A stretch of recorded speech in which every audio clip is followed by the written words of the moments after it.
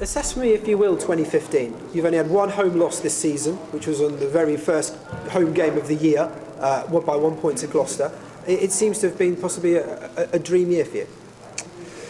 Yeah, we've gone very well, but I think it's like anything. We're just taking the next of several steps that we've had to take while we've been in the Premiership. You know, the truth is there was no way we were going to get promoted from the Championship and go straight into being what you describe as a very competitive or top half or top four side in the Premiership. That was always going to be a building block for us.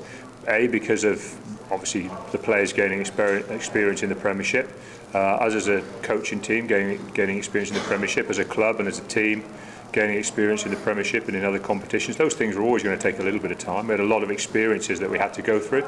That alongside, funding issues. Everyone's very aware that we came into the Premiership hugely underfunded compared to everybody else. That's been a bit of a battle to try and redress that. And mainly what you do with that is you hang around and you start to get a bit more funding, and then you have to make a big investment, like we had to get P shares, and all of these things have played their part in how we've been able to develop the squad. And how we've been able to develop Sandy Park off the field as well. And the two have gone very hand in hand. And for me, it's not so much that it's suddenly a dream year, it's just that we're just managing to push forward with the incremental improvements we've been able to make year on year. Let's look ahead to Clermont. First of all, maybe look back, if that's okay, at the last game.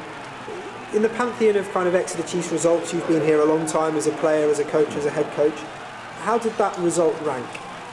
Well, it's not so much the result sometimes. From a coaching perspective, I think more often than not you look at the performance and why that happened. And for me, it was probably one of the most mature performances I've seen from us, most single-minded performances I've seen from us, and that was very, very pleasing.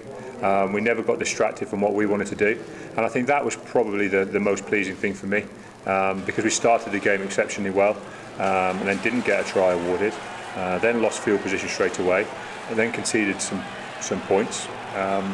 While we were playing very well, and I think what the most pleasing thing was we never got panicky, we never lost our way, we kept working hard at what we wanted to do, both individually and collectively, and you saw the results. That allowed us to score points, and it allowed us to shut Clermont out of large parts of the game, and that was massively pleasing.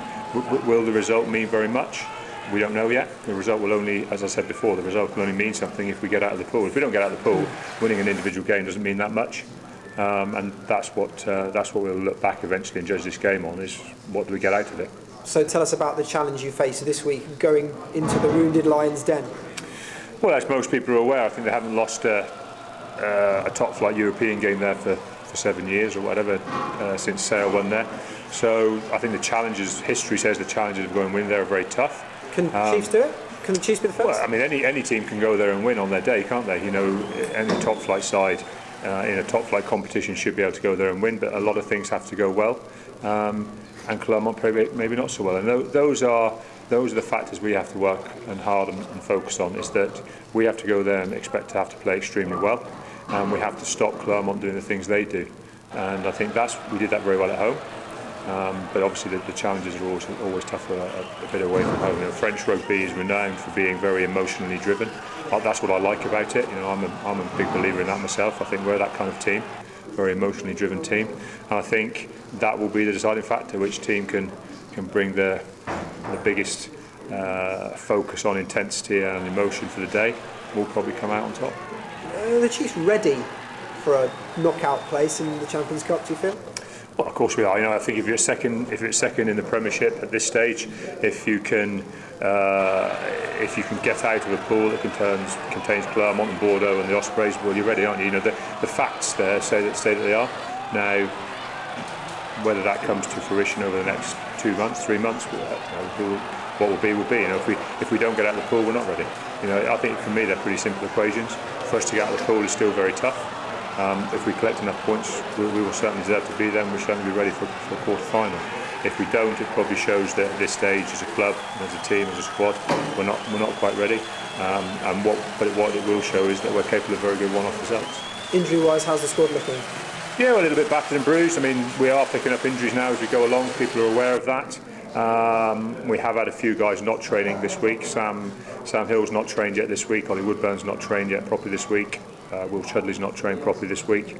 So we have got a few bumps and bruises. So no, but you know, we've got a decent squad. We've put a good squad together at the start of the season. Every time the players have stepped up, they've done very well. So you know, we're still pretty comfortable that we'll take a side over there that can do a job.